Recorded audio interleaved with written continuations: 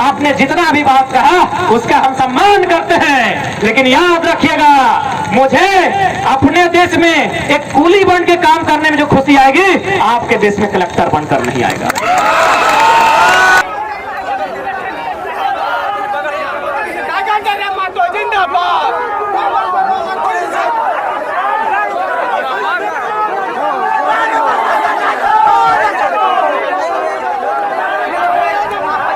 जो लोग बोलते हैं ना कि गांव के लोगों में टैलेंट नहीं होता है, गांव के लोग मैंने पीछे होते हैं, शहर वाले आगे होते हैं, उनको सामने बैठा के बोलिएगा कि भारत को सबसे पहले सोना एक गांव के गंवार जयपाल सिंह मुंडा ने 1928 में जीता। सबसे पहले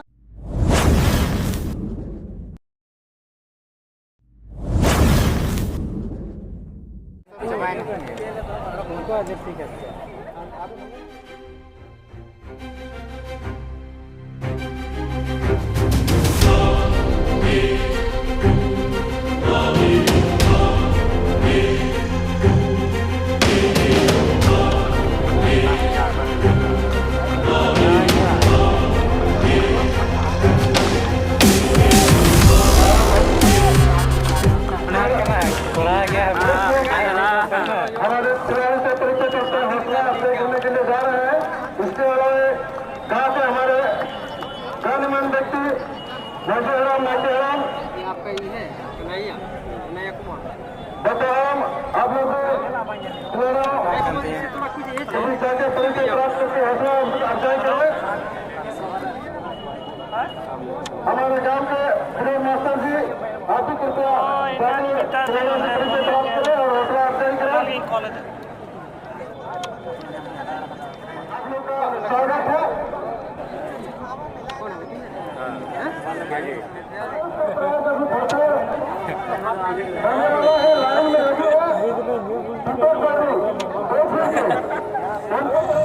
अब चूंकि फुटबॉल के ग्राउंड लागो तो थोड़ा सा फुटबॉल पे भी बात होना चाहिए। देखिए फुटबॉल हर युवा को खेलना चाहिए। अगर आज हम लोग, आप कभी क्वार्टर गए हैं, क्वार्टर में देखिएगा ऑफिसर कॉलोनी, तो डीएम कॉलोनी, तो बड़का बड़का लोग का कॉलोनी है, वहाँ बूढ़ा 65-70 साल का बूढ़ा लोग वॉलीबॉल खेलता है। चाहे पता है वो लोग जवानी में फुटबॉल नहीं खेला था। जितना आदमी अपना सर्विस मैन, जितना आदमी बीमार है, वो लोग जवानी में फुटबॉल नहीं खेला था, पता कर लीजिएगा। तो इसलिए फुटबॉल खेलिए, इसलिए नहीं कि हम फुटबॉल इसलिए खेलिए कि भाई बुढ़ापा में जोग ना करना पड़े, इसीलिए जवानी में फुटबॉल खेलिए। हमारे गांवों में आज से 40 साल पहले वो कहावत कही जाती थी। हमारे गांवों में आज से 40 साल पहले कहावत कही जाती थी, पता नहीं आपके निरसा में कही जाती थी कि नहीं। हमारे बागमारा में, बोकारो में, चंदन कियारी में, आपका नवाडी डुमरी में उधर एक कहावत था कि गाँव किधर तू ये चीजें टका कमाई सकल है, टणिया दौड़ के न तो मटिया कोड़ के। आपने सुने हैं? थोड़ा सा समझा देते हैं कि टणिया दौड़ के और मटिया कोड़ के मतलब क्या है। मटिया कोड़ के मतलब है आज से 40 साल पहले जो हमारे गांव के लोग मिट्टी काटने गए थे, झोड़ा लेके, गैता लेके, वो लोग मिट्टी काटते काटते 20 पैसा 25 पैसा में काम करता था, और मिट्टी काटते काटते उन लोग बीसीसीएल टाटा में सरकारी नौकरी लेके खा रहा था। इसीलिए बोला गया मटिया कोड़ के। तो हम लोग तो मिट्टी काटने वाले हैं, लेकिन खैर अभी टाटा बीसीसीएल में नहीं मिलने वाला है मिट्टी काट के। उसके बाद देखो हम इसलिए लाइन कहें टणिया दौड़ के, ये लाइन इंपॉर्टेंट है कि टणिया दौड़ के, कि भाई टणिया दौड़ के मतलब क्या है। टणिया यानी ग्राउंड, दौड़ना यानी दौड़ना। तो ग्राउंड में दौड़ के नौकरी पाना का मतलब है आज से 30-40 साल पहले हमारे गांव में जितना भी नौकरी हुआ है, मैक्सिमम लोग पुलिस बहाली, आर्मी हो, सीआरपीएफ हो, हवलदार हो, चाहे चौकीदार हो, मैक्सिमम लोग कहाँ नौकरी किए हैं? पुलिस में। यदि कोई इधर उधर किया है ना तो जमीन के बदले किया होगा या बाप के बदले किया होगा। मैक्सिमम नौकरी पुलिस में होता था, इसीलिए कहावत था टणिया दौड़ के न तो मटिया कोड़ के। तो आज भी टणिया दौड़ के, आज भी इस कहावत का महत्व है, क्योंकि आज भी हमारे गांव से जो लड़का लोग निकल के जाता है उसका पहला लक्ष्य होता है सर्विस लेना, आर्मी में, जिला पुलिस में, राज्य पुलिस में, IRB में, CRPF में, यानी जो उसका लक्ष्य होता है। आज अगर 10 क्लास का कोई लड़का है, 10 छोड़िए, 6ठा 7वां का अगर लड़का है, पूछिए क्या बनेगा, वो पहला बोलेगा आर्मी। हम लोग भी जब छोटा थे तो पहले बोलते थे आर्मी, तो धीरे धीरे बड़ा हुआ, इंटर किया, तब बोला कोई इंजीनियर बनेंगे, कोई बोला मास्टर बनेंगे, लेकिन मैक्सिमम लोग क्या चाहते थे, आर्मी बनना। क्योंकि बचपन से हम लोग मूवी देखते थे, बचपन से हम लोग तिरंगा फहराते थे, तो वो जुनून होता था। तो इसीलिए गणीय दौड़ के मतलब है ग्राउंड में अगर आप फुटबॉल खेलिएगा तो ग्राउंड में एक्स्ट्रा दौड़ने की आवश्यकता नहीं है, इसलिए फुटबॉल खेलना चाहिए। दूसरी बात, खेल, ये खेल केवल खेल नहीं होता है, इससे क्या होता है, आप जुनूनी, आपको एक प्रतिस्पर्धा के योग्य बनाता है, आपके अंदर एक जुनूनी, एक जोश का जो होता है उसका विद्यमान करता है। मैं आपको छोटा सा कहानी बताना चाहूंगा कि खेल के अंदर किस प्रकार लोग जिद्दी होते हैं, और खेल आपको देशभक्त भी बनाता है। और एक बात याद रखिएगा, भले लोग कितना कहे कि गांव का लड़का, गांव देहात में रहने वाला, ये लोग गंवार लोग होता है, लोग खेलता नहीं है, लोग ठीक से जानता नहीं है, उनको बोलिएगा कि भारत को सबसे पहला सोना कौन जिताया है पता है? भारत को सबसे पहला गोल्ड, सोना जो अभी जीत रहा है ना, सोना राष्ट्रमंडल खेल में, तो सबसे बड़ा खेल होता है ओलंपिक। भारत को सबसे पहला सोना, जो लोग बोलते हैं ना कि गांव के लोगों में टैलेंट नहीं होता है, गांव के लोग मैंने पीछे होते हैं, शहर वाले आगे होते हैं, उनको सामने बैठा के बोलिएगा कि भारत को सबसे पहले सोना एक गांव के गंवार जयपाल सिंह मुंडा ने 1928 में जीता। सबसे पहला सोना भारत देश को एक गांव के निर्धन गरीब जयपाल सिंह मुंडा, खूंटी, जो कभी रांची था अभी खूंटी जिला बन चुका है, वह आज भी सिर्फ गांव ही गांव है, यानी गांव के शख्स ने भारत को पहला गोल्ड दिया है। इसलिए गांव के टैलेंट पर शक मत कीजिएगा। दूसरी बात, खेल आपको एक पहचान देता है, आप कभी भी देख सकते हैं। आज अगर इस भीड़ से हम आपको पूछें कि हमारे जो राज्य हैं वहाँ उनके डीजीपी कौन है? डीजीपी होते हैं एक राज्य के पुलिस विभाग के सबसे बड़े अधिकारी को डीजीपी कहा जाता है, डायरेक्टर जनरल ऑफ पुलिस। यदि हम आपसे पूछे इस भीड़ से कि हमारे झारखंड राज्य का डीजीपी कौन है, शायद बहुत कम लोग बता पाएंगे या फिर नहीं बता पाएंगे। लेकिन अगर आपको हम इंडिया का नहीं, ऑस्ट्रेलिया का खिलाड़ी का नाम पूछें, आप बता देंगे। यानी खिलाड़ी की क्या होती है, एक पहचान होती है, सोसाइटी में एक पहचान होती है। आज आप देखिए, जितने ये जो पंचायत चुनाव आपका पार हुआ, इसमें आप नोटिस कीजिएगा, जितना नया लड़का लोग, देखिए जो पुराना जीता तो लोग तो समाज में रहता था, समाज में पंचायती करते थे, इसीलिए पुराना आदमी लोग मुखिया सरपंच बना। लेकिन अगर 21 साल 22 साल और 25 साल का लड़का मुखिया सरपंच बना है, पता कीजिएगा वो फुटबॉल खिलाड़ी होगा। पता कीजिए, हमारे तोपचाची ब्लॉक में एक 24 साल का लड़का अभी उप प्रमुख बना है, फुटबॉल खिलाड़ी था। 21 साल का लड़का मुखिया बना हुआ है, वो भी नेहरू का, वो फुटबॉल खिलाड़ी था। तो इस बात को जानिए कि फुटबॉल एक खेल नहीं है, इससे आपको बहुत कुछ मिलता है।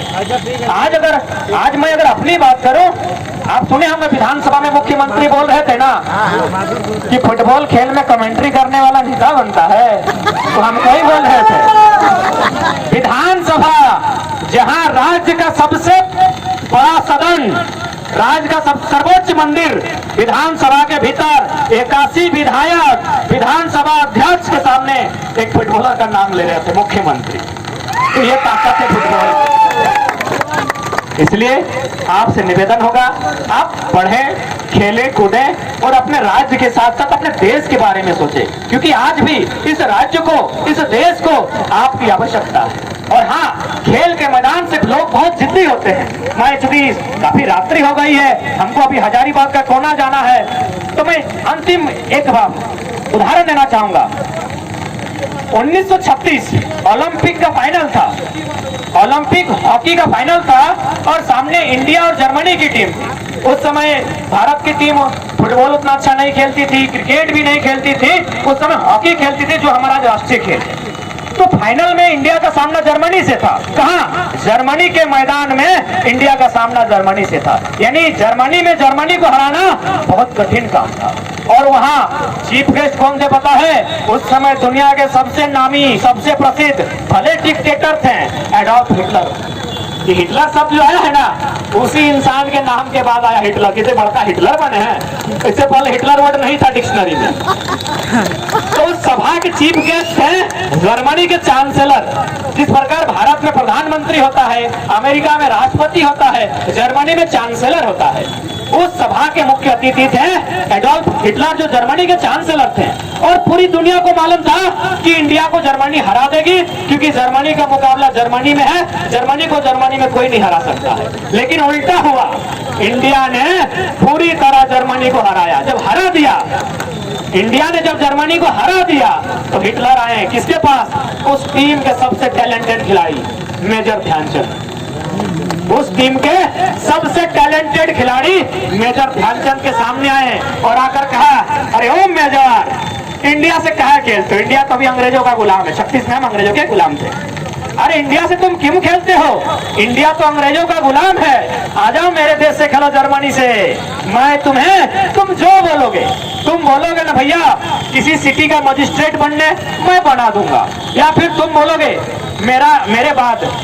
मेरे बाद तुमको जो मंत्री बनना है हम तुमको बना देंगे। अगर कैप्टन बनना है, तुमको जर्मनी की हॉकी टीम का कैप्टन बना देंगे। या फिर तुम जिस इमारत पे हाथ रख दो, किसी नदी पहाड़ पे हाथ रखो, तो पहाड़ का नाम तुम्हारे नाम पर कर देंगे, तुम मेरे देश से खेलो।